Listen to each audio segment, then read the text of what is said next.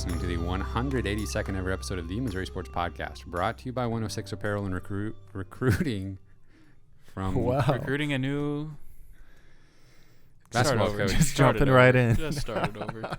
Beautiful Springfield, Missouri. I'm one of your hosts, Cameron Albert, alongside my good friend and fellow Mizzou fan, Kyle DeVries. How are you doing today, Kyle? So you're not starting it over, huh? No. Okay. Well, I'm doing great, Cameron. How was your vacation? Both of you. How was yours? How was yours? We can't sit here and act like we haven't already talked a lot about our vacations to each other. I know yours was good. You know mine was good. Well, nobody else knows. Well, I'll tell them. We're not doing this podcast for each other. I show up every week for you and you only. We're recording this for you. My vacation was fantastic. Good. I have never not wanted a vacation to end as much as I did not want this vacation to end. You know, usually there's a little sense of relief, like coming back home. But when you're going from sunny, 70-degree, beautiful desert with palm trees weather in Palm Springs, California, to like 14 degrees or whatever it was when I got home to Springfield, it makes you want to go back. Yeah, I'm pretty sure I left Florida in a t-shirt and shorts. And when I arrived here in Springfield, it was literally 12 degrees, like snow on the ground. Yeah, we parked our car at the airport and had to literally scrape ice off. And like the door was frozen shut. Nice. And like we had to break into our own car because it was covered in ice when we got home. Well, I think we're almost to springtime, if that makes you feel any better. Today was a beautiful day. Mm-hmm. Yeah. And getting beautiful. Yeah. It's getting even more beautifuler as the days go by. I'm ready for winter to be over. Kyle, you went to Disney World. Yeah, I did. Would you call yourself a Disney adult? Honestly, like, I don't know. Like, I would have said no before the trip, but I had a surprisingly amazing time at Disney World. So, Disney adult and proud. I'm proud of it. Yeah. Okay. I guess so. I guess I am now.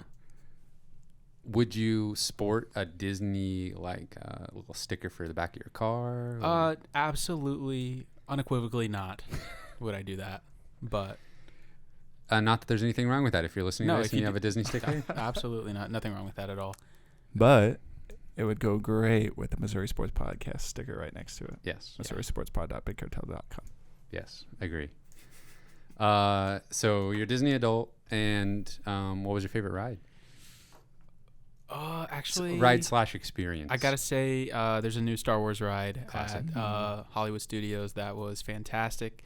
We waited 3 hours to get on the ride. I can't even believe that we did that. We really didn't intend to wait that long, but you have to if you want to get on it. So Yeah. it was I guess worth the wait. It was absolutely fantastic. Got to get that fast pass. We tried. It was literally not available. Oh, Did you meet any Star Wars characters? Did you meet Chewbacca? No, I didn't, but I saw him. Oh. Nice looking he was fella. too intimidating to go up to. Yeah. There's a language barrier there. It's a little awkward. Yeah, for sure. All right. Well, Producer Cameron, did you have a good vacation? Yeah, definitely an all-timer. Oh, yeah. Got to hang out with baby all week. Yeah, my baby. Mm-hmm. I hung out with her as well. Good to hear it. She's lovely. Any more vacation talk? Okay. It's been a while since we were here last, so sorry for the gap. We needed to, recharge our batteries a little bit of rest and relaxation. And now we're back to talk about the beginning of spring football practice and what are we going to do about Cuonzo Martin. What are we going to do? Because we all know the ultimate decision lies with us. I wish. And our listeners. So together we are going to come up with a plan of what we need to do. Mm-hmm. We're gonna try to listen to both sides of the argument. Yeah, we're going to put ourselves in the seat. Yeah. In the AD seat. We're going to do some pros, some cons, and we'll see if we can come to a decision by the end of this podcast. Before we get into all of that, don't forget to subscribe to our YouTube channel. Even if you don't watch us on YouTube, it still helps if you could subscribe. If you watch us on YouTube, you could leave us a review on Spotify. We would appreciate that. Also, you can support the podcast directly through our Patreon page, patreon.com/Missouri Sports Pod. Few little news notes before we talk about spring practice. Actually, I think just one maybe, and then everything else is related to the beginning of practices. Missouri got a commitment, but then not really, from a sophomore in high school named Xavier Atkins. And poor guy, I legitimately feel bad for him because he's literally a sophomore in high school. Announced on Twitter he's committing to the Missouri Tigers, but his recruitment was still open and he's going to take visits. And then he said on Twitter again, sorry, actually, I'm not committed, but Missouri's my number one team. He still has committed to Missouri in his Twitter bio, and he told some random fan on Twitter he is not decommitted. He's just exploring all of his options. So to him, I say, welcome aboard. You got a long process left. Nobody's expecting you to make your decision this early. Yeah. So it's not a big deal. I mean, he could make his decision a year from now, and he would still probably most likely be one of the first couple of commits in Missouri's 2024 class if he were to wait an entire year. So that's how early it is, and it doesn't really make sense to commit anywhere, no matter how in love with a school you are. But yeah, he just probably got caught up in the excitement. I can't even imagine the coaches would be asking him to commit. I feel like that probably happens where coaches are maybe kind of pressuring kids to commit and that kind of stuff. I can't even imagine they would have even been doing that to a sophomore in high school at this point. Yeah, I mean, it seems to me a situation where you got very excited to get a big time offer, and he's obviously very interested in Missouri, and just got a little excited, pulled the trigger early, and didn't choose his words quite like he maybe wanted to. But yeah, so there's a name for you to keep an eye on. Like you said, even if he committed this time next year, we would still be saying like, long way to go. Yeah, good to have him on board, but a lot can happen between now and signing day, and a lot can happen between now and signing day 2 years from now. I think everything else is spring practice related. Do you have anything else random to talk about before we get into that? So spring practice has officially begun. There's been a lot of interviews going around with the football team made all of the position coaches available for interviews. And so they were kind of talking about players on an individual position basis. And that was cool to see. I would highly recommend, I'm going to be pulling a few quotes and stuff from an article that Dave Matter wrote for the St. Louis Post-Dispatch. I would recommend everyone go read that to get caught up on everything the coaches had to say. Maybe the most interesting part was hearing from Blake Baker for the first time since being named defensive coordinator. He kind of talked about how he came in to coach the safeties and he was working with Steve Wilkes, and then he definitely did not come here assuming he would be promoted to defensive coordinator. Mm-hmm. I thought that was kind of interesting. And he talked about his scheme, or the lack of a scheme change coming into this upcoming season. He said the name of the game is continuity. Want to keep it simple for the players. That all sounded good to me. Yeah, I mean, I love that he talked about kind of simplifying the scheme, and it's really more about like fundamentals and like the individuals doing their jobs and that kind of stuff. I feel like that's so true, and we saw that happen last year where, I'm sure Steve Wilkes came in with a fantastic scheme, and I'm sure there were some very like exotic blitzes they were doing and all this stuff. Like, I'm sure that with the right personnel running a Steve Wilkes scheme, it's probably really good, but it was horrible because the players clearly hadn't mastered it yet. The game was happening way too fast for them to react, and they were, thinking while they were playing and all that stuff, and it was terrible. And it didn't matter how good the scheme was if the players can't execute. And yeah, I'm all for the consistency, kind of bringing over what we were doing when things were working, and just really focusing on individuals doing their job. Yeah, he said it's not about scheme, it's about individual player development. So, and he said he assuming they can develop the players like I'm paraphrasing, but he said something like, assuming they can develop the players like he think they should be able to, he doesn't think there's a talent problem on defense, which I don't think so. yeah. He also described his scheme, which he made it clear that he's not trying to transition the defense into his scheme. He's basically running it back with the same stuff they ran last year, using the same wording, but maybe a little bit simplified. And he called what they are trying to do very user-friendly from a player standpoint. So that sounds great. Yeah, that sounds good. I've probably said this before, but the college football season is way too short to take half the season to figure out a scheme. You got to be ready. Wasting time. You got to be ready at the game one. I pulled a quote. Linebackers coach DJ Smith was talking about Tyron Harper. The quote is, "He is fast. He's smart. He is a very coachable kid." Sounds like he's kind of impressing in practice so far, which is great. Seeing a transfer come in, a position of need. I have pretty high hopes for Harper for next season. Yeah, Hopper, I think, is probably what you meant by that. Yeah, that's it. Guy from Florida, linebacker from Florida. Yeah, he's going to be really good. I wrote Harper in the notes. Yeah, I see that.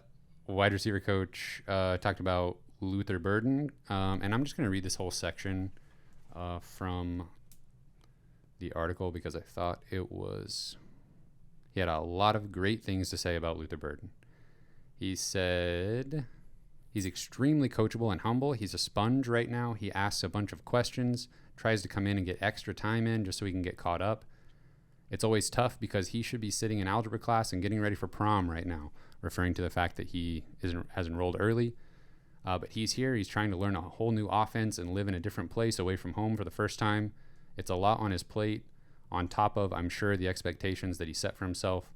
That's a lot for a freshman, or not even a freshman, a high school senior. He's doing a great job with that. He's been a great kid to coach.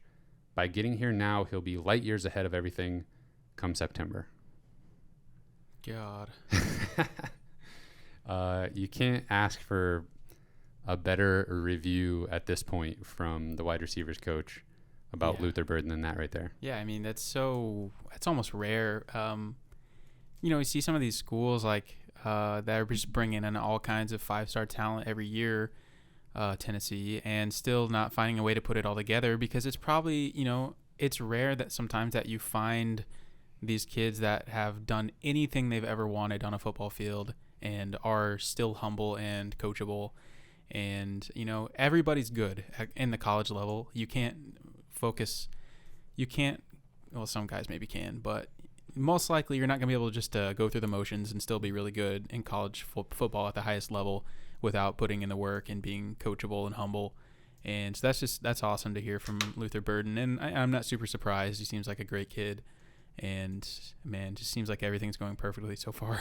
Yeah. With his talent, hearing that he has that kind of work ethic, that's very exciting for the future of the Missouri Tiger offense. I guess we'll transition to who's going to be throwing the ball to Luther Burden. And we can sit here for a minute, spend some time on this topic, I think, because it's one that Mizzou fans have been talking about quite a bit lately. It was kind of, we knew that Coach Drinkwitz was open to taking a quarterback transfer, making you think that, and he was open to taking a guy that would compete for the starting job next year. So, and we know going back to last year, he was a little bit hesitant or seemed hesitant to bring out Brady Cook or Tyler Macon to replace a struggling Connor Bazelak. And there's nothing to make anyone think that he is confident in what he has with Cook and Macon as the starting quarterback going into next year. And that's just been reinforced by how many transfer quarterbacks he seems to be at least interested in. Right. And so we had former Arizona State quarterback Jalen Daniels was actually in Columbia for a visit. He signed scholarship papers, which basically just means the school, if he picks Mizzou, the school is required to offer him a scholarship, basically. but he is not required to come to Mizzou just because he signed the scholarship papers. He could sign scholarship papers with every school in the country if he wanted to, and he could still go wherever he wants. He started 3 seasons at Arizona State, was incredible his true freshman season. I think he threw for just under 3,000 yards and ran for 1,000 yards. Then COVID season, he only played 8 games, I think. But then last year, his junior year, he threw for 2,300 yards and ran for 700. One thing that was a big difference from his freshman year to his junior year was the number of interceptions and touchdowns he was responsible for. I think last year he had 10 touchdowns, 10 interceptions through the air. And his freshman year, it was, I can't remember off the top of my head, but I think he was responsible for 20 touchdowns and only threw 2 interceptions. So huge difference. He is transferring away from Arizona State. Nothing is set in stone as far as him coming to Mizzou. It definitely seems like Missouri has a good chance to land him. There was some early reporting, kind of rumor mill type stuff that it was a done deal, but he tweeted out that it's not a done deal. He obviously is pretty mobile, but I think he wants to be coached and viewed as more of a pocket passer and wants to refine his throwing skills a little bit, but obviously he's pretty mobile. He's rushed for almost 2,000 yards in his college career so far. So what do you think? What do you think about Mr. Daniels and any other transfer quarterbacks that might come in and just the starting quarterback position for next year? Yeah, I mean, you make a really good point about the quarterbacks on the current roster. Clearly, there's some questioning by the coaching staff on whether they're going to be ready to, take on full responsibility of being the quarterback. That was demonstrated last year. Whenever it was really probably time to try somebody else, they were unwilling. And Brady Cook was okay in the bowl game. And I'm not really sold on either one of those guys going forward. I think they're both talented. I think Tyler Macon potentially has a high ceiling, but really the coaching staff has seen those guys play a lot and is still showing that they're wanting to get more competition in the room. So I agree with you. Jalen Daniels, he's an electric playmaker. I think he has a lot more experience than anybody else on the roster as far as quarterbacks go. He's probably come in and be the highest ceiling player. If all of the quarterbacks on the roster have the best season they can possibly have, I think we're having the best season with Jalen Daniels out of the current guys, including Sam Horn. Yeah. His first season, like you said, his freshman year was really, really good. He also had 2 NFL caliber wide receivers on his team that he didn't have in later seasons. I think N'Keal Harry and Brandon Ayuk, I think, were both his wide receivers his freshman year. So that helps. That changes things whenever those guys aren't there. So, I can't say I know a ton about his situation on why maybe he declined a little bit other than the wide receiver situation. But I still think if Missouri were to land him, I think he would be the starter day one. Yeah, I completely agree. And obviously with Cook and Macon, we're only going off of the perception that is put out there by the coaching staff. Mm-hmm. And more importantly, by Coach Drinkwitz himself. I mean, we're not in the practices watching what's going on, and their high school film is not going to tell us exactly what they're going to be able to do in SEC competition. And we saw, now maybe Coach Drinkwitz is misjudging the situation, and maybe he should be more committed to one of them as the starter. But we saw him be incredibly conservative with Cook when he came in for injured Bazelak earlier in the season, and when Cook and Macon split time a little bit. Super conservative offensive game plan that's not sustainable for winning games over the course of a full season. And the bowl game, it seemed like he kind of let Brady Cook do his thing a little bit more. Let Brady cook. You could say that. A little bit more. Has a ring to it, yeah. But I don't think I think as a fan you could watch that game and say, I don't know that there was anything there to make you think, okay, this guy's our starter moving forward. Yeah, I agree. That's not to say I wouldn't love to see either one of Cook or Macon, Sure. prove that they can be the starter and run away with the job and have a incredibly successful Mizzou career. Obviously, everybody would love that. That would mean they probably win a lot of games. But I don't think that Coach Drinkwitz ever intended for either of those guys to be the long-term solution at the quarterback position. I think he intended for Bazelak to finish his career a Missouri Tiger and then Sam Horn to take over from there. Yeah.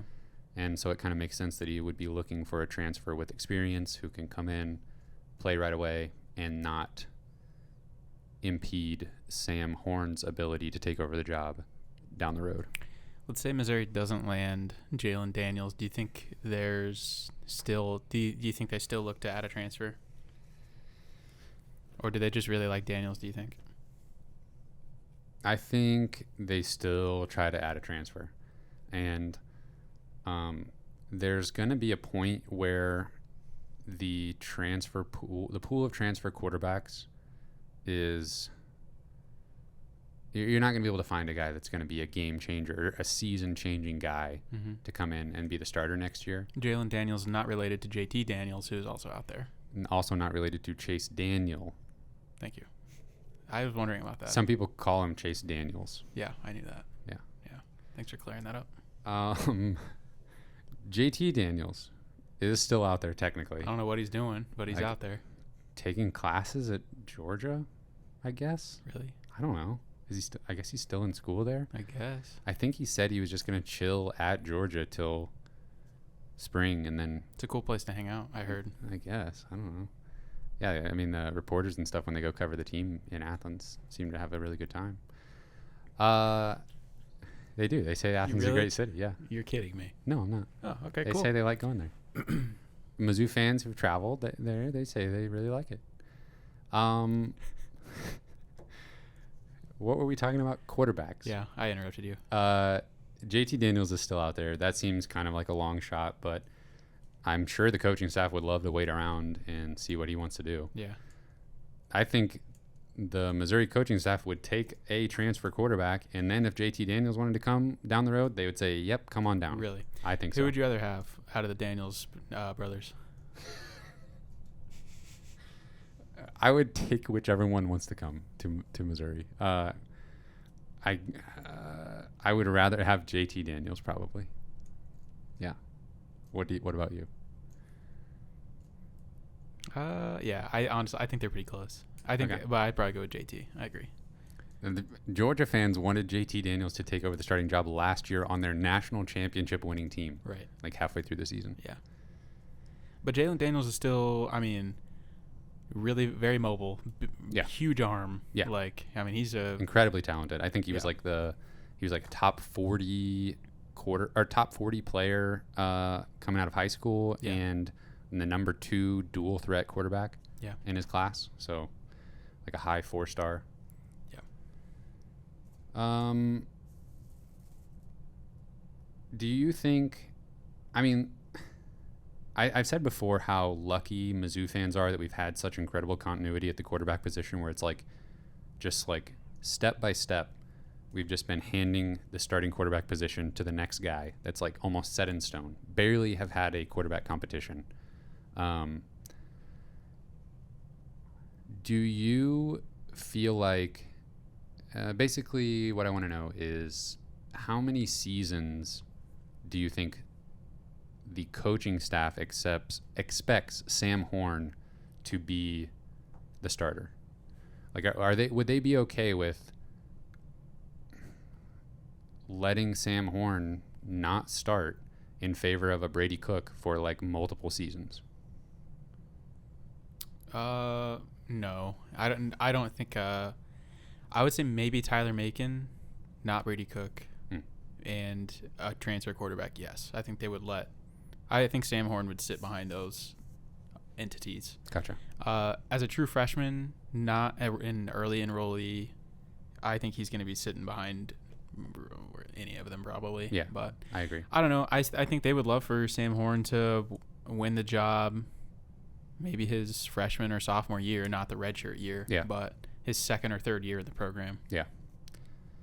Yeah, that makes sense to me. It's just it's just a shame. I just hate thinking about the way the eligibility is overlapping on some of these guys. Yeah. And just seems like a lot of years left for several of them. Yeah. It just seems like it's no matter what happens, it's not going to end well for all three of those guys. Exactly. And I don't really think they're thinking about it that much. I think they're just thinking, get in here and do your best. And if you don't win the job, then tough cookies. And, rankings don't matter once you get to campus. Right. And potential and all that, none of that changes. But your recruiting rankings, they don't matter anymore. And you got to go out and beat somebody. And if Sandhorn is not doing that, then somebody else is going to play. Yeah, I agree. It's a long way to go before the dust settles on the quarterback situation. We're going to be talking about this for a long time, really. And it seems like even maybe this year may not even be fully resolved, this issue long term. But, okay, what do you think about the East St. Louis situation with Tyler Macon maybe potentially never really playing here? I'm not too worried about that. I can understand the concern about, East St. Louis, Illinois being a very important place to have a solid recruiting relationship with. Mm-hmm. But we just pulled Luther Burden out of there. Yeah. And there's other players that are there now that are interested in Missouri. I don't think it's the end of the world if Tyler Macon doesn't finish his college career at Missouri. I think, honestly, the most likely situation is that it's incredibly likely that one of Macon or Cook do not finish their career at Missouri. Yeah, so I think it's impossible that they both do. Right. So we need to be ready for that, and I don't think it's the end of the world if it is Macon if it's Macon that transfers away. I don't think that crushes recruiting in East St. Louis by any means. You never know what has been said behind closed doors about promises and in the recruiting game and that kind of stuff. But yeah, I think I'm there. I'm there with you. I mean, you can't just play a player that you feel like it does not give you the best chance to win just to maintain a recruiting relationship. And if you have to, if you have to burn a bridge with a connection because they're gonna be upset about it that you didn't play their player when they weren't the best guy to play, I don't know. I guess you just burn the bridge. I don't know. Yeah, and it also depends somewhat on the specific personalities that you're dealing with. Mm-hmm. I mean, I know nothing about Tyler Macon's personality. Yeah. If he is with any player, if there's a chance that you part ways and there's not a bridge burned. Right. So we'll just have to hope for the best with whatever situation unfolds there, but I don't know. Being a football coach is tough. Yeah, I as a fan, I hate the uncertainty with it being obviously the most important position on the field. Not knowing who's going to be leading that position group and leading the offense. I don't know. It's unnerving. It's not a fun situation to have on your football team. But it makes for good talking. And, sports are supposed to be fun, dude. Yeah. Well, you need to relax. Okay. I'm just kidding. No, I'm taking that seriously. From this moment on, I'm relaxing on the Mizzou quarterback situation. I told you to relax about Luther Burden, and it worked out, right? That is true. Remember, what was that situation? Like a few months, but like when he was saying stuff last summer. Oh yeah, I was like, you were like getting anxiety. If he doesn't about come it. to Missouri, I'll be crushed. Yeah, and I'm like, just don't worry, man. He will. That worked perfectly. It worked out. Okay, quarterback situation's gonna work out. It's gonna work out just fine. Yeah, somebody will play. I'm not worried about just them having a quarterback on the field. Oh, okay. Anything else football related before we move on to basketball? We've got a kind of a big basketball topic to dig into here. Yeah, I think that's it. Okay, well, here we go. We're putting on our athletic director hats, and we have to figure out what to do about the What's It family head basketball coach, Cuonzo Martin. Some rich family, Cuonzo Martin. Yes. Since we last spoke, Missouri lost to Mississippi State twice, and Tennessee and LSU. Yeah, this has been like the worst stretch of the season. It's been a bad season. Yeah.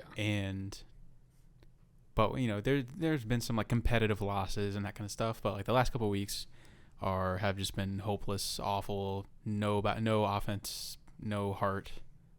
Yeah. Basketball. No point guard. Yeah. Let's see. The home game against Mississippi State was close. They probably should have won that game. Yeah. The rest of the games were not very close. They got the first half against LSU was close, and they just got absolutely destroyed in the second half. Tennessee game, Tennessee just pulled away and didn't look back.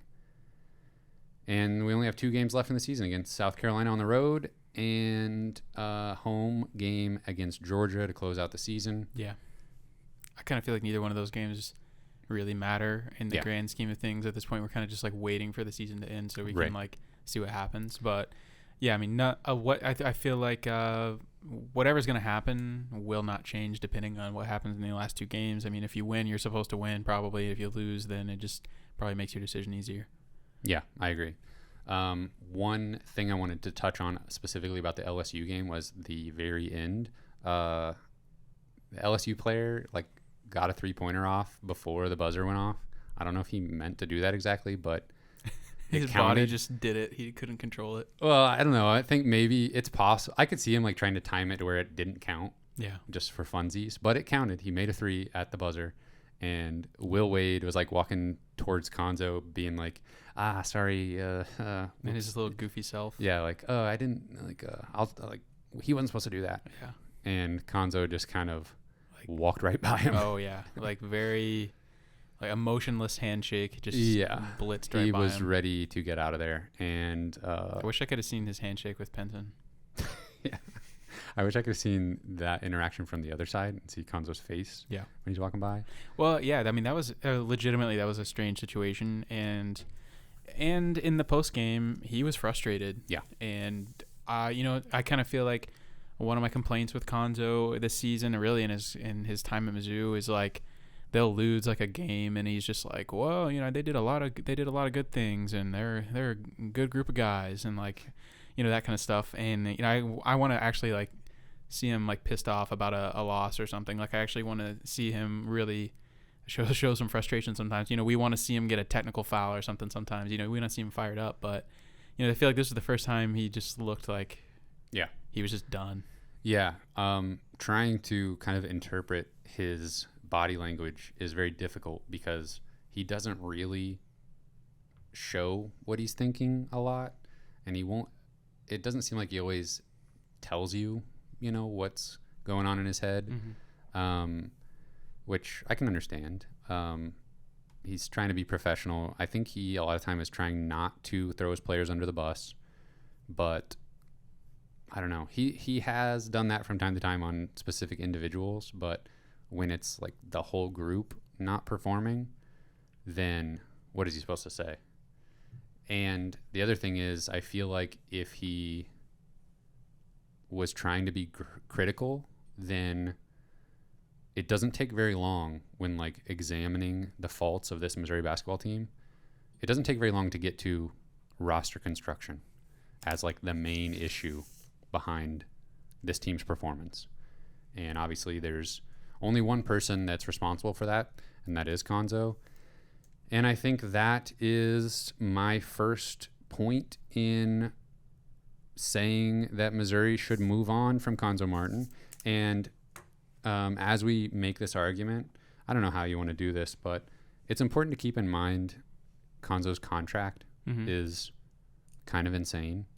And because of some of the wording and the dates and stuff, we've talked about that previously on other episodes, but if they do move on from Cuonzo, it is most likely going to be a mutual parting of ways because they technically can't fire him till after May 1st. And if you actually waited that long, then there would be 0 coaches left to hire.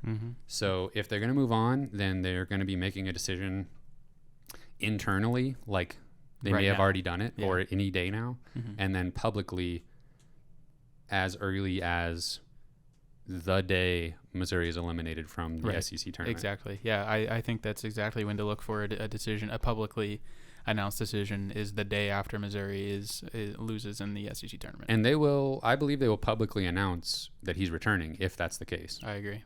They're not just going to be silent. Right, because people are genuinely wondering, like, his seat is scorching hot. So either way, they're going to have to announce it. And in the next week, we are going to start to hear reports that sources are saying he's likely to return or they're likely to move on. Mm-hmm.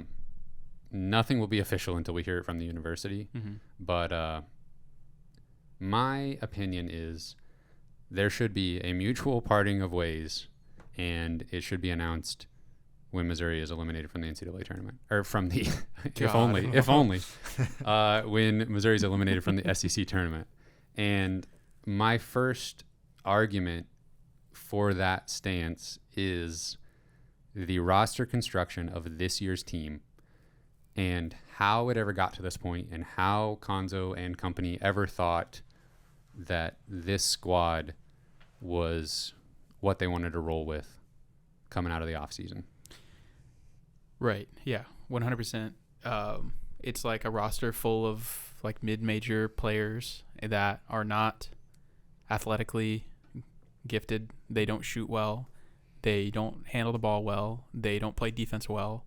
And a lot of them are like undersized and can't, they were able to maybe take advantage of players at a lower level, but they could never do it consistently at this level. Yeah, and I feel like maybe my first point, just kind of rolling in with this, is Cuonzo's lack of evaluate. Like, I can't trust Cuonzo's evaluation of players.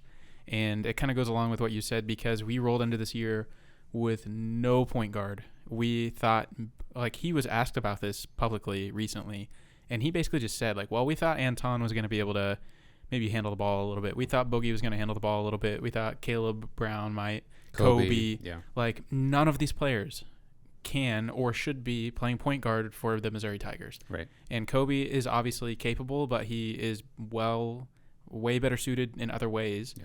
He's being stretched too thin already. And Anton looks like a deer in the headlights out there. He's not ready and probably won't be next year. Right. And Boogie Coleman's just not. He can't handle the ball well enough. He's not fast enough to get around defenders. All that. What were you thinking coming into this season, like, confidently before the season started, talking about how we were going to be more athletic and shoot, and like knowing we didn't even have a point guard? It's terrifying. Well, the team is 139th on KenPom in defensive efficiency, so maybe they just weren't good defenders in practice, so the ball handlers looked pretty good. Maybe. I'm kind of joking there, but if that's what he was basing it off of in the preseason, then maybe, I don't know. You'd think, though, oh man, I don't know. And part of the roster construction of this team this year is all the departures last year. Mm-hmm. And there's a case to be made that if you just ran it back this year with all the players that left last year, we would probably be 3 to 5 wins better, and maybe, obviously fighting to not play in the first day of the SEC tournament, maybe looking at a NCAA bubble situation. But we're so far off the bubble as it currently stands that it's hard to imagine even running it back would be a bubble team. Yeah, I mean, there's a lot of speculation that goes into the Xavier Pinson situation, and so I don't want to go too deep into that, I guess. But, I mean, think about what a player like Xavier Pinson would do for this team. And, this team doesn't shoot well even when they're open, so I'm not sure that anything changes too drastically. But they're so clearly so desperate for somebody that can just penetrate in the lane and drive and distribute the ball around and everything. And why was Pinson not treated better when he was here? Like, why was he not getting the playing time he deserved? There's an aspect of just from the coaching staff, you have to be able to make it work. Right. When you have a talented guy, like, part of your job is making it work. And I just can't imagine that Pinson wanted out so badly that there was nothing they could do, At some point that relationship soured, and it's probably not even worth trying to figure all that out.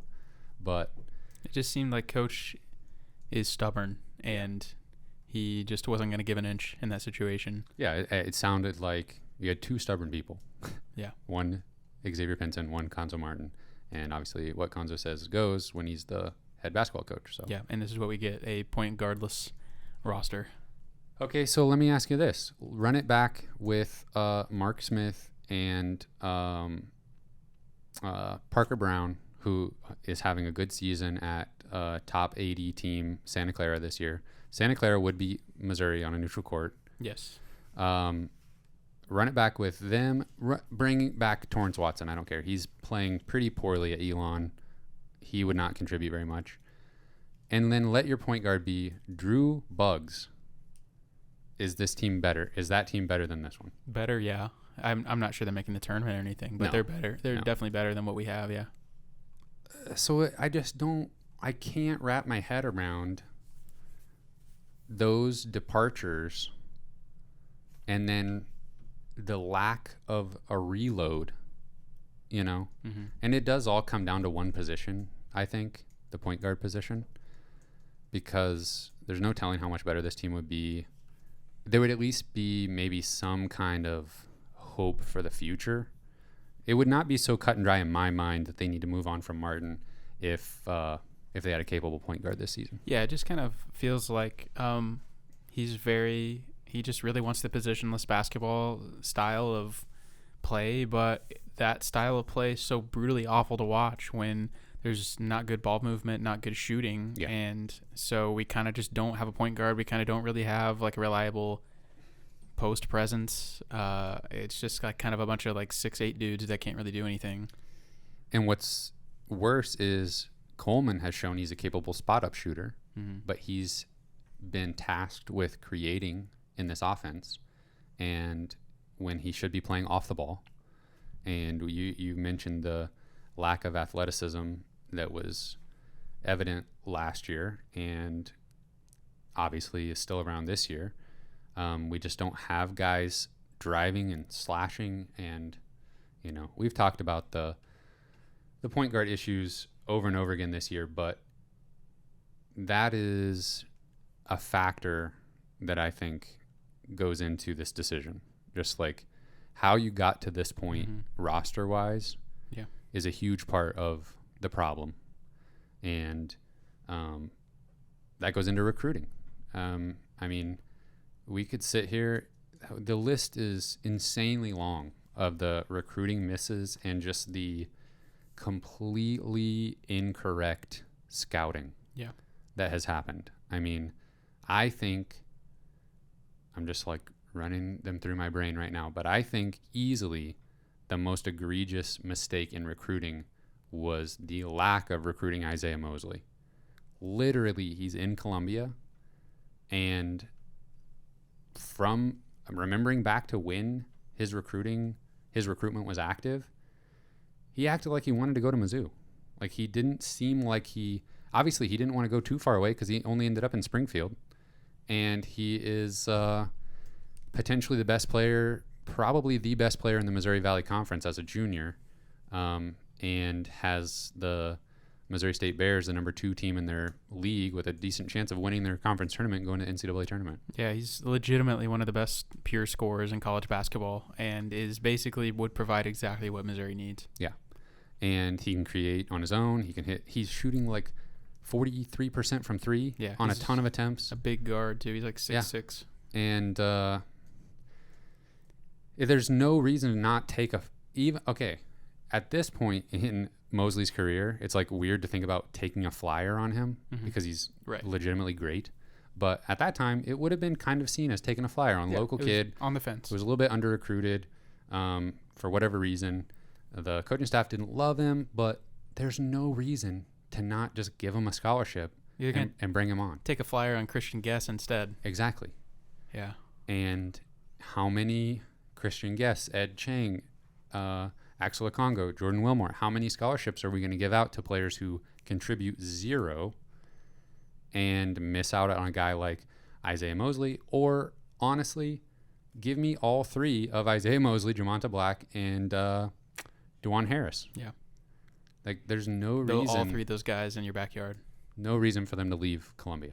Yeah. Unless they like specifically wanted to, go far away for college. Some guys want to do that, and that's understandable. But two of them are in Springfield, Missouri. One of them's in Lawrence, Kansas. Yeah. They didn't want to go very far. Right. I just got fired up on that topic. Oh, yeah, you're mad. I'm with you though. I mean, think about all of the recruiting misses. Like, what are we doing here? Like, EJ, Caleb Love, Cam Fletcher twice. I mean, and you think about there's kids going to St. Louis. Yeah. Oh yeah, St. Louis is a solid team. Yeah. They're a top 60 team in Ken Palm. Yeah. They've got players that could be starting for the Missouri Tigers. Yeah. And then you have like, obviously, by all accounts, Christian Brown was never coming to Missouri. He seems to have been a Kansas fan with his dad going back years, so that is fine. But Courtney Ramey. Courtney Ramey's another one. Agbaji. Yeah. Like, oh God, yeah. What was that? It makes no sense. Right in your backyard, and literally, he was interviewed about Missouri's interest in him out of high school, and he said they already had a guy that kind of fit my profile. His name is Torrance Watson. So, yeah, I mean, that's like Kim Anderson stuff. Yeah. That's like Kim Anderson not recruiting, what's his name? Indiana guy. Yeah. I can't think of his name off the top of my head. I'm just going to say Agbaji again. That's not his name. That's taking Kevin Puryear over him. He goes to Indiana, ends up being a first-round NBA draft pick, and Missouri didn't recruit him because, there was positional overlap between him and Kevin Puryear, and they had him graded out about the same. That was like... Yeah, how do you perfectly make the wrong decision on so many cases? OG Anunoby, by the way, or whatever you said his name. Yeah. Yeah. And that was like, we look back on that and we're like, well, we liked having Kevin Puryear, Right. He did a lot of good things for Missouri. He was miscast as like a go-to guy for 3 seasons and had to carry the load offensively, and then finally had a much better situation his senior year. But his senior year, he probably was not even slated to be starting games. Honestly, he was probably going to be like the 6th man or 7th man if you have a healthy Michael Porter Jr. all season. Mm-hmm. So and we like look back on that as like, wow, obviously Kim Anderson way in over his head if he was like messing up that scout. And literally we have Cuonzo doing the exact same thing with Torrance Watson and Agbaji. On a smaller scale, I feel like directly they had to pick between Jordan Wilmore and Davian Bradford, who went on to play at Kansas State, and he's been pretty decent there. I think he started for them, at least his freshman year he was starting for them, light years beyond what we've gotten from Jordan Wilmore. And I kind of feel like they're like, their player evaluation is like, is the player tall? Yeah. Yes. Okay, we want him. Right. And I don't know. It just, they have gotten so many things wrong in their player evaluations, and it shows. And what's so ironic about this whole situation about hiring Cuonzo Martin from the very beginning was, well, at least we're going to recruit well. But that's literally been the polar opposite. And not only have we not recruited well, but they just don't. I mean, there's no hype with recruiting at all. I mean, I don't know who they're looking at. I don't know who they're interested in. I don't know who they're watching. I don't know anything about their recruiting because they do it in silence or they don't do it at all. Yeah. The contrast between the basketball team and the football team in like recruiting hype is night and day. Get your fans excited about what you're doing. Like, show us some hope for the future. Like, I remember whenever I was younger, back in the, maybe Frank Haith era or, whatever, I was watching high school basketball tapes of guys constantly of like players I thought Missouri, was in on or whatever. I don't do that at all anymore because you just don't know. I just literally do not know who they're recruiting. It's not worth like trying to figure out because obviously there's so many kids that they could be going after. Yeah, and we know we'll just end up with some guy we never heard of anyway. Yeah. Yeah, and I mean,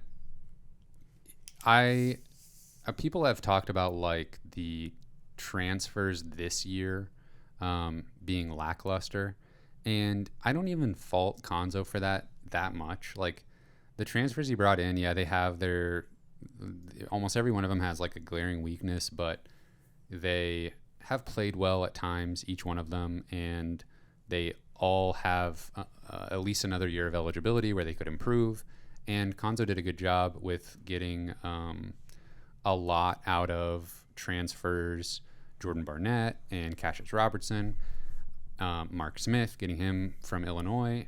I don't think the transfer portal stuff has been as detrimental as the high school recruiting. I mean, I think the high school recruiting is where it's gone downhill. Mm-hmm. And like, it's unfortunate that finally we're getting a top 100 guy in Aiden Shaw. And I mean, everybody thinks Missouri should move on from Cuonzo, and we just kind of have to hope that Shaw at least will wait around and see who the new coach is going to be. Right. I mean, it almost seems like Cuonzo has a disconnect with the younger player because of just his personality. And, it seems like he almost prefers to recruit in the transfer market because those guys are a little older, maybe a little more mature. Yeah. Because it seems like he really struggles to connect with the younger players, and he's not getting them like excited or anything like that. I mean, look at Eric Musselman. He's like, I wouldn't expect your coach to be Eric Musselman. He's like, he's the polar opposite, but he is a great recruiter. He's a dynamite recruiter, and guys want to play for a high energy guy like that. And there seems to be something about the young players, the high school recruits, when they come to Missouri. It's like they don't see a path. Like Mario McKinney, Trey Jackson is a great example. For some reason, like obviously Kobe Brown and Javon Pickett and even Torrance Watson to an extent, like they all three had every opportunity to show what they had, and they were getting lots of minutes early. And obviously not everybody can get that, but not every team is having, half of their freshman class transfer every season. Not every team is bringing in a top 100 guy like Trey Jackson, and then immediately they're moving on. And it's not like bringing in a high ranked guy and then not playing him very much. Yeah, and it's not even like every team is playing all of their freshmen 30 minutes a game. Like that's not realistic. But maybe I'm in a little bit too much of a bubble, and every team is having these transfer issues to some extent. But Trey Jackson showed he could contribute as a freshman and transferred to Seton Hall and has been quite good there. And Seton Hall, again, like a top 60 team. Better team. So it's not like that is a difference between this, the Cuonzo Martin era and the Kim Anderson era is Kim Anderson was losing guys and they were having to go to JUCO and, more similar to Mario McKinney's situation of not exactly being a hot commodity once he decided to transfer. That was the norm under Kim Anderson, and the norm under Cuonzo has been players are transferring and going to better situations. Man, are we supposed to like make the case for keeping him at some point? Well, I got a lot more to say about not keeping him, so I guess we'll decide when we get there. Okay, what do you got next? Okay, one interesting thing is how have we had the exact same coaching staff since Cuonzo Martin got to Missouri, when clearly, like, this is not the first year that didn't go very well. Obviously his first season, actually probably best case scenario minus Michael Porter Jr. Whenever he went down, the team, I would say, overperformed what I would have expected for them to do. But then, it just kind of was like the cupboard was bare, though, after some of those guys started moving on and graduating and whatnot. I mean, our hero was like Jordan Geist one of our seasons, you know? And I feel like maybe Drew Smith's first year, we were pretty bad, and that was like a frustrating season. I should have mentioned Drew Smith as in the transfer successes. Obviously, Drew Smith. Yeah. Everything we could have hoped for. Yeah. I mean, there have been some good transfers. None of them really this year have worked out as well as some in the past. But I mean, this is not the first year that there have been concerns with offensive production, and yet nothing has changed. And so I don't know. Like, is Cuonzo just kind of buddy with these guys and doesn't want to fire him, or like try something different, or who's calling the shots here? He hadn't worked with any of them. I mean, the two main assistants, he hadn't worked with them anywhere else. Yeah, it's so bizarre that they have been here for the full 5-year experience. Yeah, and the offense, trying to run a point forward. We've talked about that on the podcast before, how that hasn't worked and how that offense was basically tailor-built for Michael Porter Jr. and even Jonte to some extent. They were going to be the perfect players for that kind of NBA style point forward. You see it every single game. You see Kobe Brown at the top of the key with the ball trying to make a play. We saw Kevin Purrier do it. We saw Jonte do it. And you would think, even take away like actually changing up the coaching staff, you'd think at some point they would try to adapt the offense to the personnel and not try to force the personnel into an offensive system that they're not equipped for. They did. Michael Porter Sr.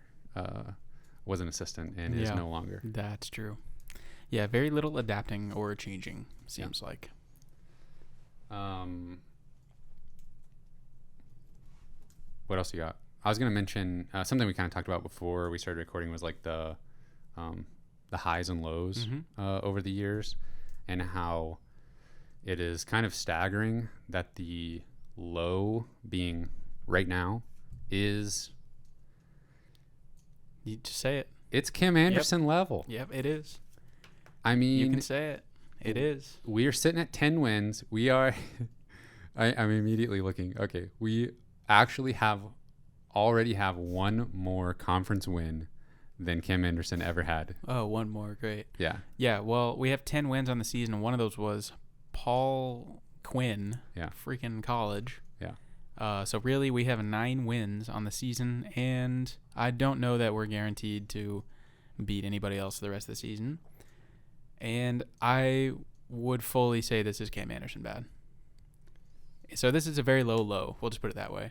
Yeah. And to your point, if Kim Anderson had this season as one of his 3 seasons, it would not change how we look at the Kim Anderson era. That's a good way to put it. Nothing would have changed. Yeah. We would have said, if this was his 3rd and final year, we would have still fired him so fast. Yes. And it would have been the right move 10 out of 10 times. Yeah.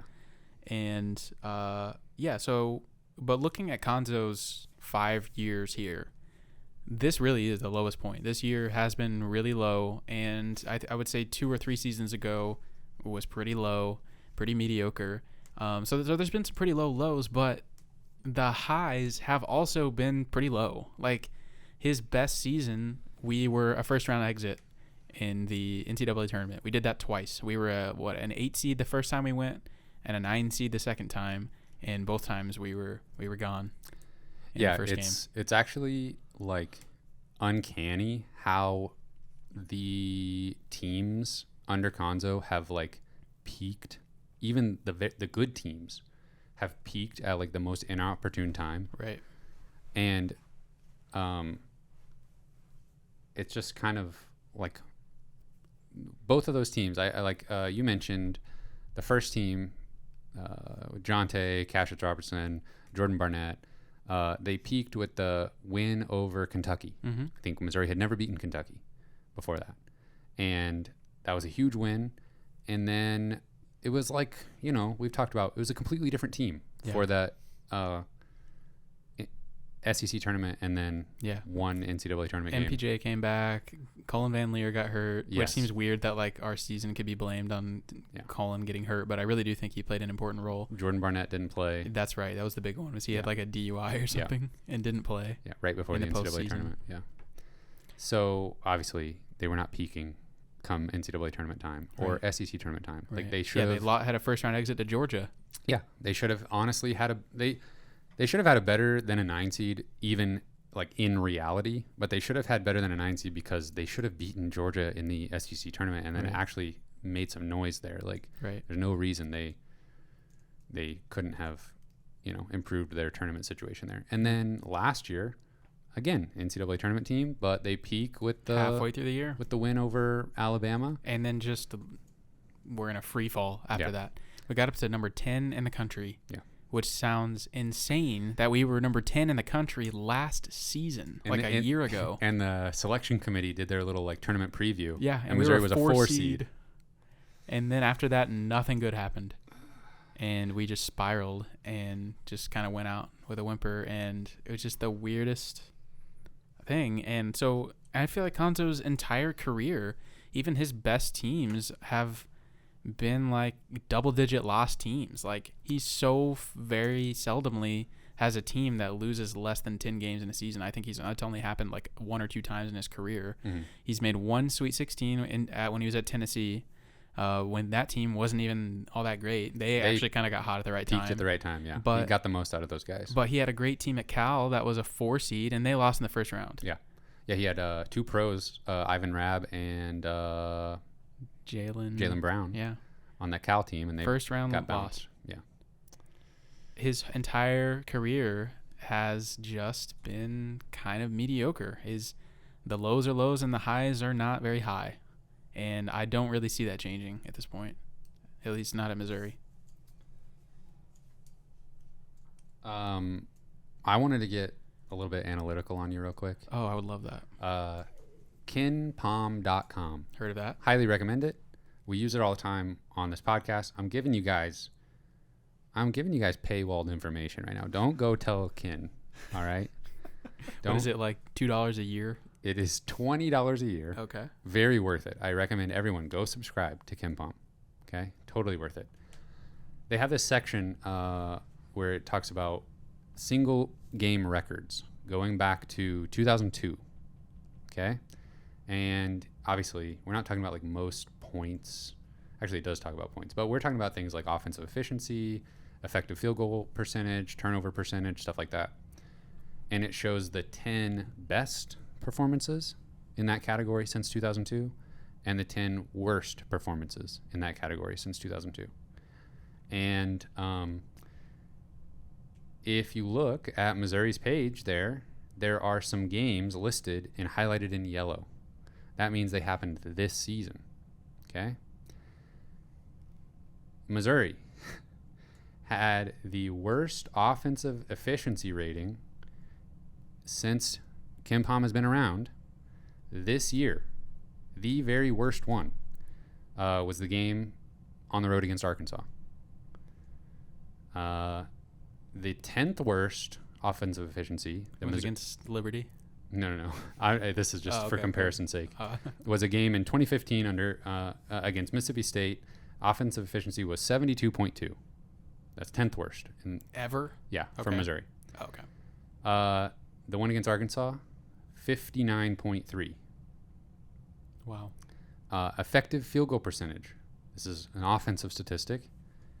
The 5th worst ever was that same Arkansas game. The 7th worst ever for Missouri, the Liberty game. The 7th worst turnover percentage game, the Arkansas game. The worst free throw rate, 6th worst, was this year's Alabama game.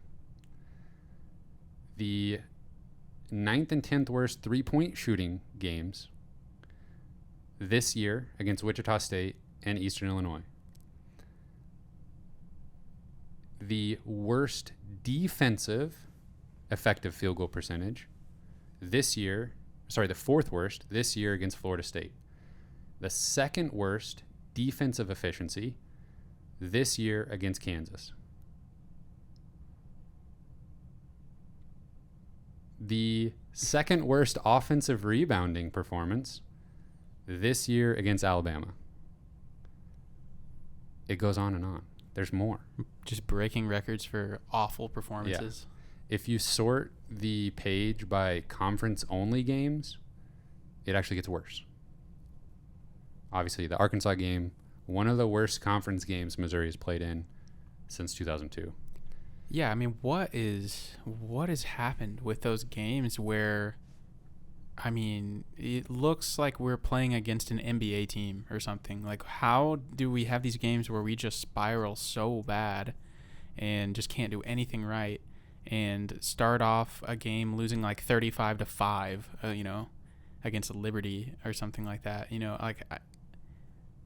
It's just awful. The fact that schools of that caliber are in the 10 worst all-time performance-wise, like, that is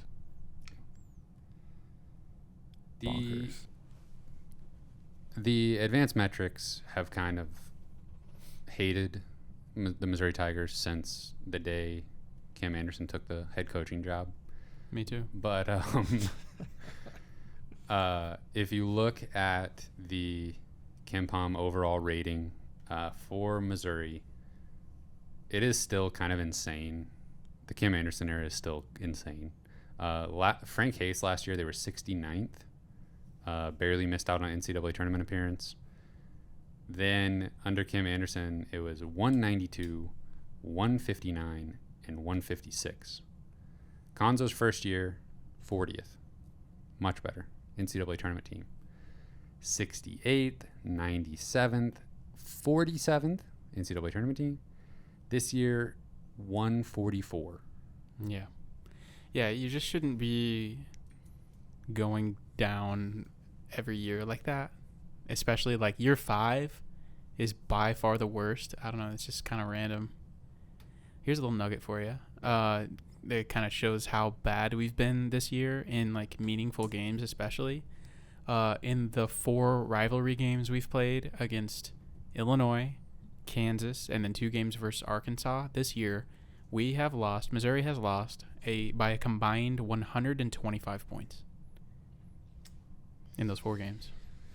That's pretty bad. I mean, think about it. All 4 games we played against our rivals this year, all 4 of them were absolutely awful games that we were losing by 25, 30 points plus. Yeah. Teams have legitimately had to play, like, I would say outside of the Ole Miss games and the Utah game, teams have basically had to play their worst game of the season for Missouri to get a win. And that's Alabama, Texas A&M, SMU. Yeah, I mean, we have 10 wins, and it doesn't even feel like we should have 10 wins. It feels like we should have less. Like, we've gotten lucky to beat a couple of the teams that we did. And we have gotten unlucky, like the Auburn game obviously is a huge one. But Auburn has been pretty up and down, and they had a few scares before finally losing to Arkansas. So as cool as it was to bring them like down to the wire, looking back on it, that's not quite as impressive. Obviously, if they had pulled out the win, then that'd be a huge win still. But Auburn played their worst game of the season, potentially. Yeah. And Missouri wasn't able to finish the job. Yeah. We still got a lot to talk about, honestly. But I want to throw something in here because I'm looking at Missouri's program history on KenPom, and I'm looking at a wonderful stretch where Mike Anderson's last 3 seasons and Frank Haith's first 2 seasons, we went to the NCAA tournament every single time. And Cuonzo Martin has led the Missouri Tigers to the NCAA tournament twice in 5 seasons. Obviously, they're not going this year, so we can count that as a season they're not going. 2 out of 5 years, they're in the NCAA tournament. And if I'm being charitable, there was injury issues obviously. We've talked about the injury issues. Right. And let's just flip that peaking argument. Let's just pull a 180 on it and say, man, if these teams could have peaked in March instead of February, then, this was a type of team that could knock off a couple teams and make a little bit of a run to like a Sweet 16. Mm-hmm. It was just bad luck that they peaked at the wrong time, both of those seasons. Yeah, I mean, I feel like if you are trying to make the argument that, I don't even know that you could say that this is an argument that he should stay, but yeah, if you want to be charitable, yeah, you can say those first couple of years were pretty good, all things considered, with what happened. The drama behind the scenes, losing the player that you thought you were building everything around. Twice. Yeah, both literally back-to-back seasons. Yeah. And still managing to have good years. Yeah. And to bounce back from, losing Jonte to being in the NCAA tournament 2 years later, that's commendable. Yeah. And, I feel like maybe he was a little bit early on the transfer trend, really finding meaningful pieces at lower levels and them working out. I feel like Cuonzo was actually a little bit early. Everybody does that now. But 5 seasons ago, that wasn't as common. Yeah. And I feel like he was a little bit forward thinking, and that worked out really well for us. We had some of our best players we've had in the last 5 years, Jordan Barnett and Cassius Robinson, Drew Smith, those guys worked out really, really well. Yeah, Barnett did come over under Kim Anderson, but they're okay. So let me tell you about next year's Missouri Tiger basketball team with Cuonzo Martin returning. And it's not that bad because we bring in a grad transfer point guard, or a regular transfer who's got a couple years of eligibility left. We bring in a point guard. He's in the top 3 point guards available in the transfer market. Like, we got our guy at point guard for next year. Kobe Brown's back. We know we've got a future star, it seems like, in Trevin Brazil. We've got a bunch of wing players who can do a little bit of everything, nothing exceptionally well, but they're serviceable. Cuonzo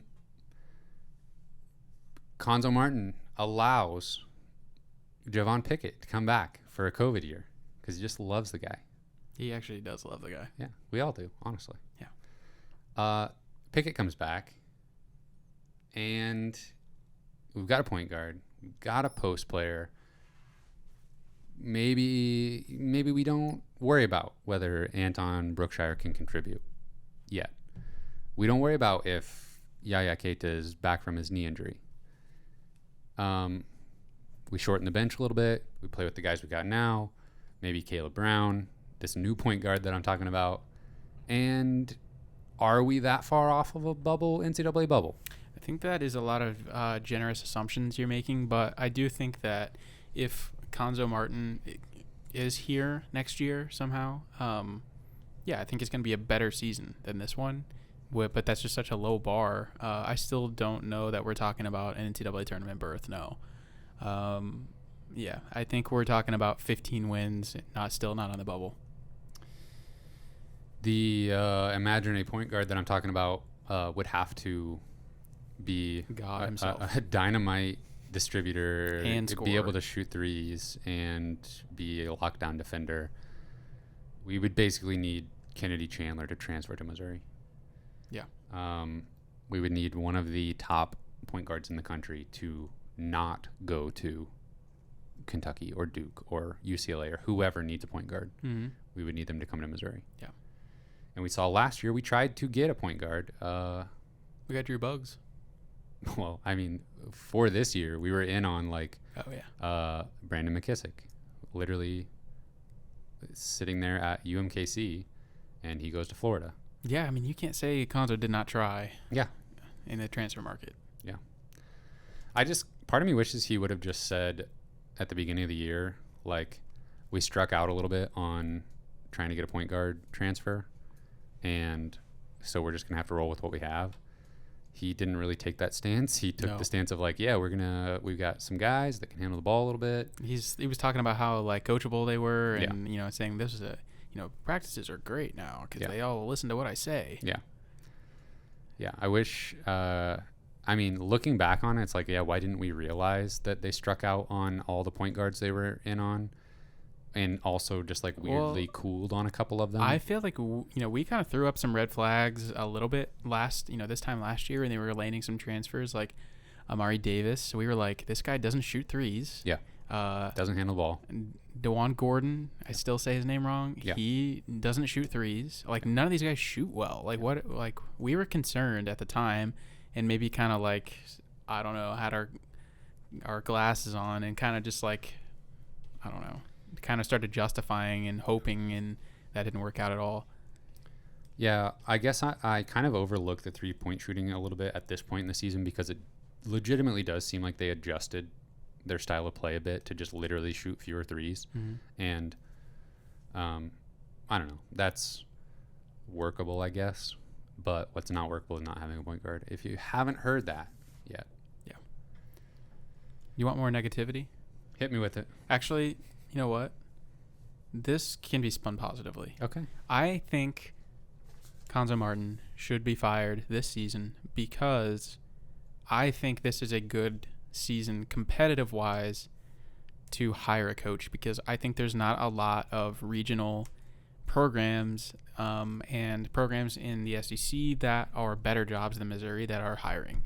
And obviously this is speculation right now because we don't know exactly who's going to fire their coach or what coach is going to move up to a higher level or whatever it is. But we know for sure Louisville right now is without a coach. Chris Mack is not there anymore. I think Louisville's probably a better job than Missouri right now, and they could probably get a better candidate. And Probably. definitely will get a better candidate probably than Missouri. And I think Florida is a program that could have a change, and obviously they would be that's a better job than Missouri. Yeah, we should be rooting for Florida to win and get to the NCAA tournament. For sure, because they've been a little bit mediocre in their standards the last couple of years, and I definitely think if they miss the tournament this year, I think they fire Mike White. Yeah, we definitely want Florida to retain Mike White. For sure. So, if Florida's not hiring, though, I mean, honestly, though, who are we competing against right now? Louisville, maybe Oklahoma State, probably Nebraska not, though. brought back Hoiberg. Yeah, Nebraska's, that's insane. I honestly can't think of another school right now that we would potentially be going directly against and looking for a coach. Everybody around us is pretty good. No, exactly. Remember whenever we did hire Cuonzo, Illinois was also hiring a coach. And so that is a direct competition against a rivalry school, geographically right next to each other. Recruiting base, everything. Yes, and this is not confirmed at all, but my theory is one reason why Cuonzo got such a ridiculously, just an insane contract is because they were in a bidding war with Illinois, potentially, because I think Illinois maybe wanted him to.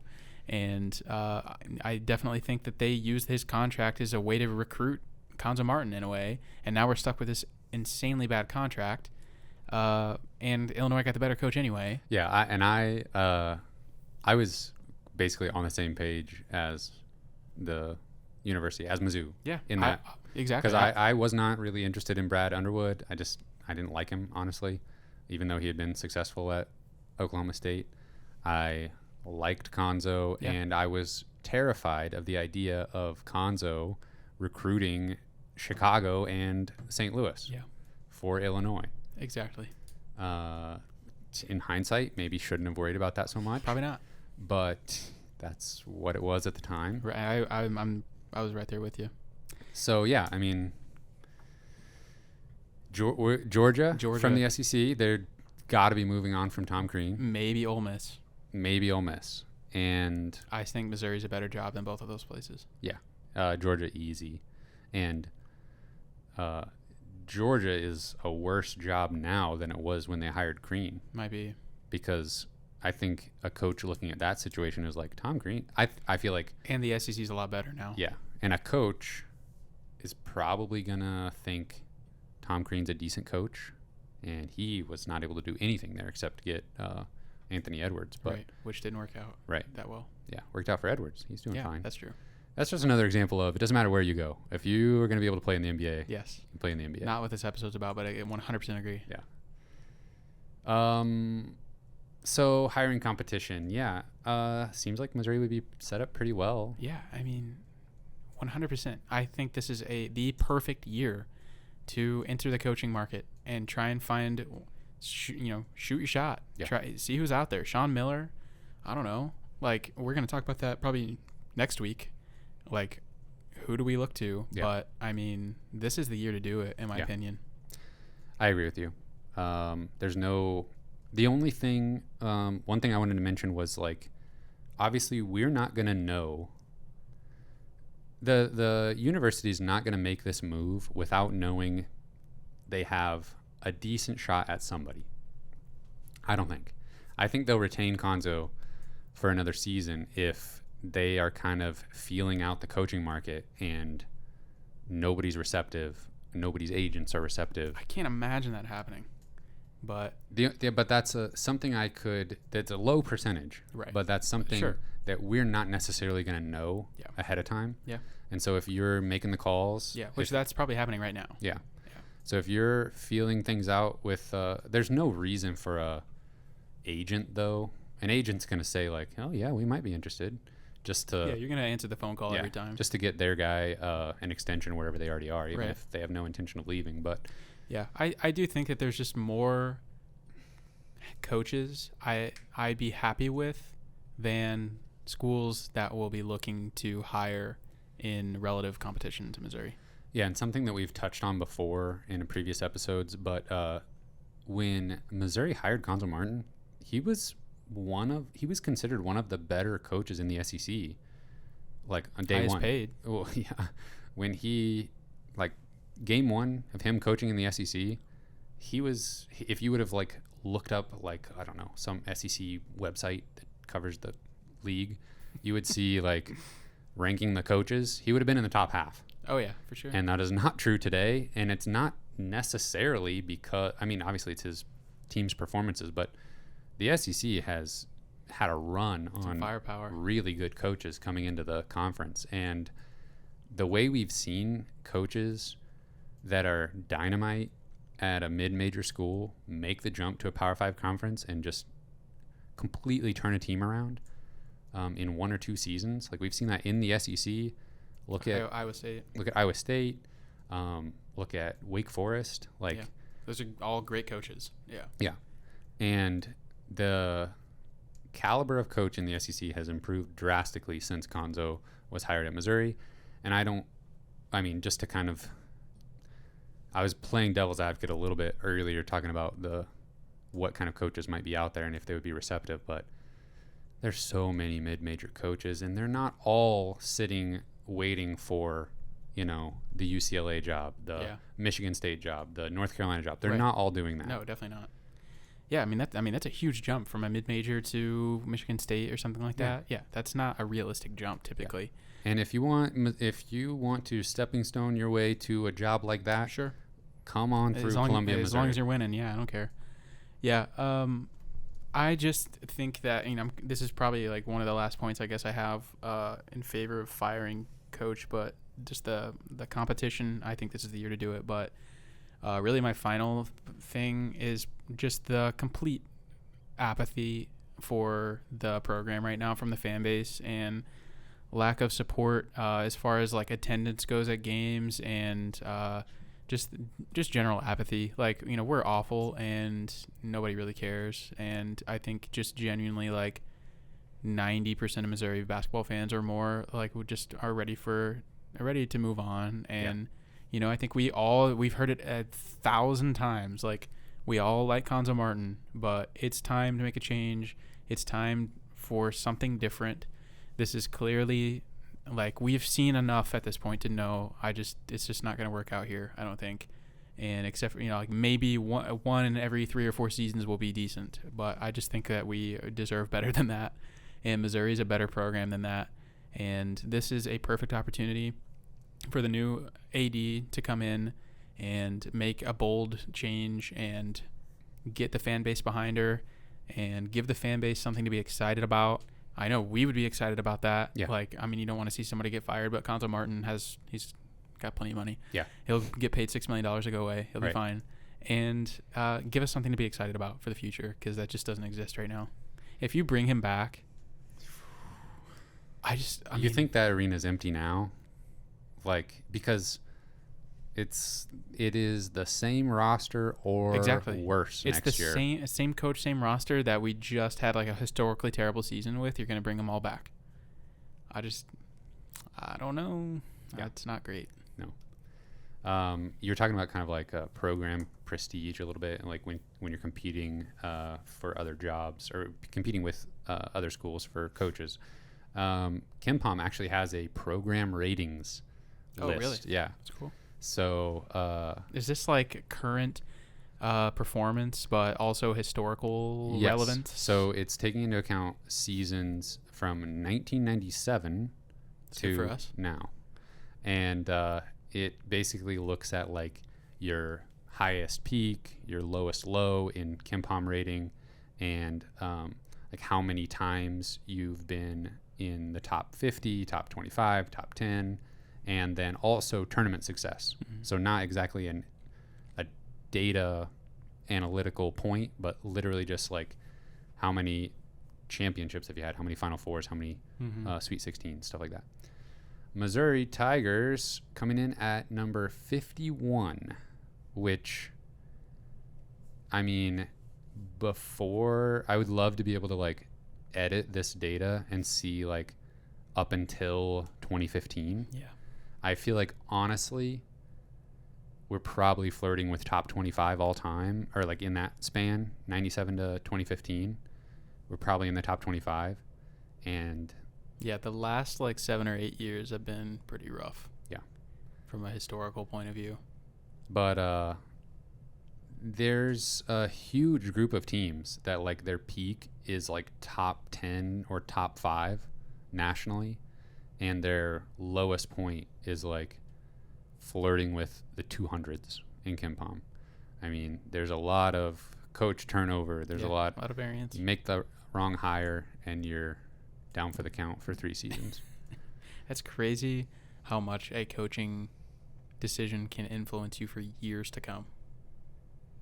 Like one person. Some of the schools on either side of Missouri on this list are on 47th is Arkansas, 50th is Washington, Missouri 51, Minnesota 52, Mississippi State 53, Auburn 54. So that, I mean, just Auburn. You hire the right coach, exactly, and boom, you hire a coach that cheats, you're good immediately. Cheating, what we used to call cheating, is basically legal now. Yeah, come on down, Sean Miller. Yeah. So yeah, if you're looking at coaches, where at least my personal philosophy when thinking about potential coaches who have had like run-ins with the NCAA, maybe been suspended for various reasons, like if you were giving college athletes money, don't care. Yeah. Come to Columbia, Missouri as soon as possible. If your cheating means better opportunities for the students, I do not care. Yeah. And also, if you already are pretty good at getting players money and now it's legal to do so, you're probably going to be even better at it. Yeah. If you... See how good you can do now. Yeah. If you have been in trouble because you were abusive towards players, no thank you. Yeah. I'll pass. Thank you, Greg Marshall. Not this time. Yeah. So, yeah. We will... I almost feel like we're late to the game on this conversation. That's how over it the Missouri fan base is. Yeah. Like every Mizzou fan that has a Twitter account has tweeted their list of coaches that they want Missouri to hire. And there's still 2 games left in the regular season. Yeah, basically everything we just unloaded in this episode, I mean, we've kind of been sitting on for a while. I mean, just all these thoughts, all these complaints, and things just honestly actually just gotten worse like the longer the season goes on, and just more apathy is piled on. And I don't know, man. Like, I don't know what the conversations are behind the scenes. I know the financials are a little weird, and hopefully they're able to find some private funding for a buyout. I don't know how any of that works, to be honest. Like, I don't know what it's going to look like. I don't know how confident they feel in being able to find those funds. But if there is any remote chance they got to pull the trigger. Well, and you're potentially needing to buy out the coach that you're hiring from his current school. Yeah. And you got to pay him. Yep.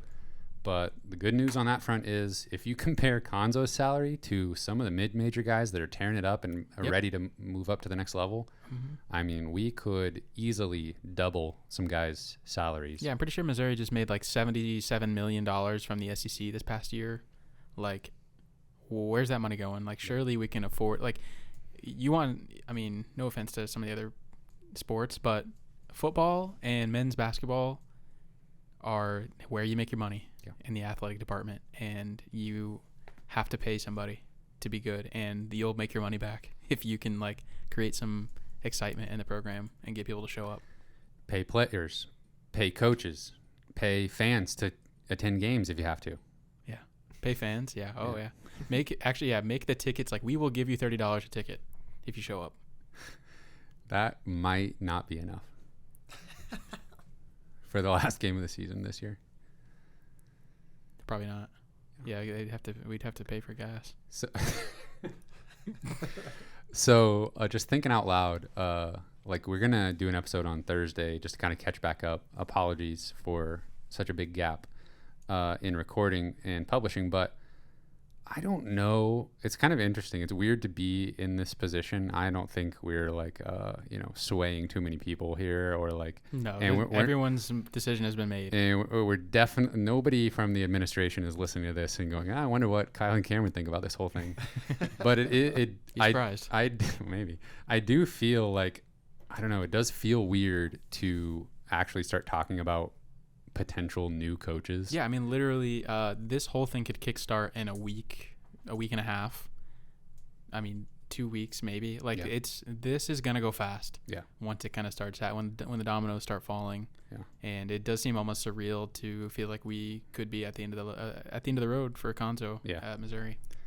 We'll have to think and decide how when we're gonna bring names to the table, because we just made our case. Well, obviously, we think it's in the best interest of the basketball program to move on from Cuonzo. And it is a shame because it's honestly very similar to Barry Odom's situation. Yeah. Where we wanted nothing more than for him to be successful at Missouri. And it was sad seeing Barry go. Like, I didn't know how I felt about it when they fired him. And obviously I think it's going to end up working out just fine for probably all parties involved. But yeah, it's like, it's a different situation that he was definitely an up and comer, in the head coaching game, and obviously we moved a little quicker than we should have probably in hindsight with Barry Odom. Cuonzo's situation is completely different, where he's a coaching veteran. He's been a head coach multiple times, different stops. Yep. He'll be totally fine no matter what. I don't even know. It's not even a foregone conclusion that he would want to keep coaching more. I'm not saying that his career is over, but I fully agree. I think there was no chance that Barry Odom was not going to keep coaching. Right. Yeah. And I would say there's a non-zero chance that Cuonzo is not coaching anymore. I agree. Oh, why would he need to? Yeah. I mean, obviously he must enjoy it, but okay, so we've decided that we would fire Cuonzo Martin if we were the athletic director. Give me your confidence on a scale of 1 to 10 on how good you would feel about that. 10 being like, I'm sure this is the best decision to make. 1, I'm not really sure how I feel. And then tell me how confident you are on a scale of 1 to 10 that they will fire him in real life. Like 10 being for sure they're going to fire him. Are you telling me we're not the athletic director? We're not actually making this decision? Well, we were during the episode, but now we like entered into the realm of like we're not anymore. Like, we're fading out of that. Back to reality. Yeah, okay. Yeah. If I'm making the decision and I make the decision to mutually part ways, then I'm probably at a 7.9 confidence level that was the right that's decision. the right thing to do. Now, I'm differentiating that a little bit in my head from like what needs to be done. Right. Yeah. Like it's like 10 out of 10 you got to do it if I'm in that position. But am I like so positive that it's 100% the right decision long term? Not necessarily. I mean, you just never know what a new coach is going to do. I mean, Yeah. I'm almost glad that we weren't recording this podcast when Cuonzo was hired, because somebody could go back and make me look dumb Oh my for God. how much of a home run hire I thought that was at the time. True. And so I could very easily think that about another coach and be proven wrong again. Yeah, it probably will happen. Yeah. Okay, and now tell me, what do you think is going to happen in real life? The thing that makes me think they will move on is the athletic director, Reed Francois. She is going to these home games. She is attending these home games in real life, in person, and seeing a dead arena like almost every night that they play at home, especially if they're playing just a so-so conference opponent on a weekday night. And in her career, she's fired coaches before. Yeah. And she's made really good hires before as well. She has. She's seen what happens when you make a good hire. Yeah.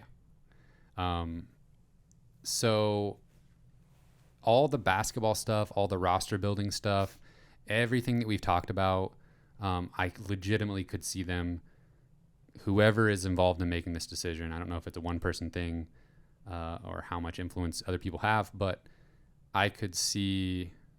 What was the original question again? How confident am I that they actually make that choice? Yes, 10 out of 10 means they're 100% firing him. 1, you're not sure, like you think they're going to keep him. Just basketball stuff, roster creation, all that kind of stuff, I would only put it at like a 5 confidence that they make it happen, that they pull the trigger. But there's no way it's less than a 7 out of 10 that they fire him when they are in that arena and seeing that environment and seeing how checked out the fan base is. Yeah. Like I would hope that it's even higher than that. Yeah. But that if you would ask me the question, I would have said 7. Yeah. I think they're gonna fire him, but there's something in me that feels like just with the financial situation and how clean of a program he runs and like how easy he is probably to work with, and in some ways, something kind of scares me and makes me think that they just are going to try one more year and try to keep this roster together and run it back and see what happens and see if they can develop some of those guys and stuff. And I think that would be really bad for the program, at least in the short term probably, but I don't think that's impossible that they do that. Yeah, I agree with you. And if they go that route and they bring him back, please prove us wrong. Yeah. Like, yeah, I would, play this episode back in our faces. Yeah. When Cuonzo takes the team to a Final Four 4 years from now, whatever happens, like, I would be the happiest person. Yes, exactly. We all want Missouri to be good. And I think that if somehow he comes back next year, or in over the course of the next 2-3 seasons, we end up turning things around miraculously, I'm sure everybody would agree with you that like we would have obviously wanted that outcome, and we would change our tune if that happened.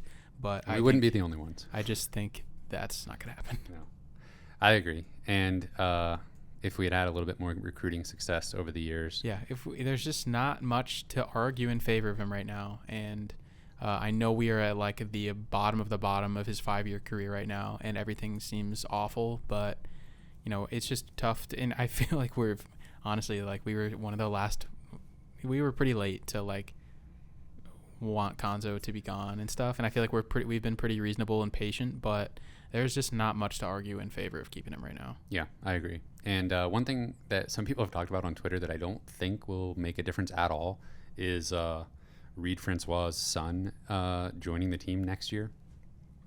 Like that's as a walk-on. Yeah, that's a legitimate thing I've seen. Like, yeah, well, he's got a spot for her son to be on the team. It's like, I'm sure he can be a walk-on with somebody else. Yeah, what coach is not going to have a walk-on spot for the AD's son.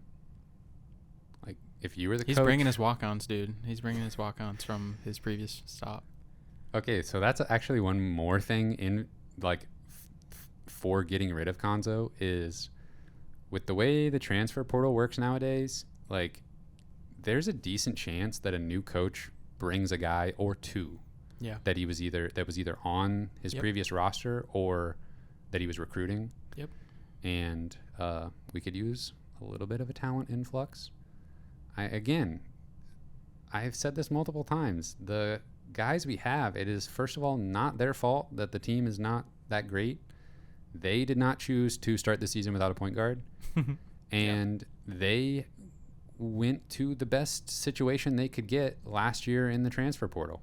I don't blame them at all for that, and I don't think they have quit No. on each other this Yeah. year, and I think Yeah, that does I like speak a little bit to Cuonzo's coaching. Yeah. Honestly, I like the guys. They seem to get along, and they seem like good guys. But yeah, I mean, at some point, it doesn't really matter that much. So if you're out there and you really think they should bring him back, we are legitimately open to hearing what you have to say. I don't see a lot of that on Twitter. No. So Those people are, I know they're out there, yeah, but they're pretty quiet right now. yeah, understandably, but you let us know what you think. Yeah, don't be afraid. I'm not gonna make fun of you. I promise. In the YouTube comments, Kyle might make fun of you on Twitter. No promises there. That's true. I'll be nice to you on YouTube. Anything else? I'll probably think of something like 10 minutes from now. I'll be like, how did we not say that? Well, we'll But be right back here on Thursday. That's true. So anything we missed? Yeah, I mean, this is probably going on like hour and a half now. So we laid it out, I think, pretty cut and dry on what we think. I'm not gonna lie to anybody. Coaching search would be pretty fun. That'd be really fun. I would love to go through that. That's an exciting time for fans. It's the silver lining when you're bad enough that you have to move on from your current coach. At least you get There's the endless possibilities I've that come with the always coaching talked search. about hope in sports, and that every sports fan wants to just have hope for the future, and that's a great way to give people hope, is all the endless possibilities of a new coach. Man, to come all the way back around. Full circle. Kyle, just you're a big Star Wars fan, Yeah. and that's what it's all about. A new hope. Yeah. You just got to give them hope. That's right. Wow. Well, I think we should end it right there. Beautiful moment. Special thank you to our Patreon supporters at the $10 level and above: Britt, Treese, Brian Smith, Ryan Lee, Tristan, Ben Smith, Parker, Daddy JD, Luis Hernandez, Tim Keens, and Tyler Harsel. Thank you. Thank you, gentlemen. You give me hope for the future. And you can find this podcast on Spotify, Apple Podcast, and Google Podcast. We're on Twitter at Mizzou Sports Pod. And you can email us, of course, at MissouriSportsPod@gmail.com. You can find our t-shirts and stickers on our online shop, MissouriSportsPod.BigCartel.com. Thank you, everyone, for listening. We will see you next week.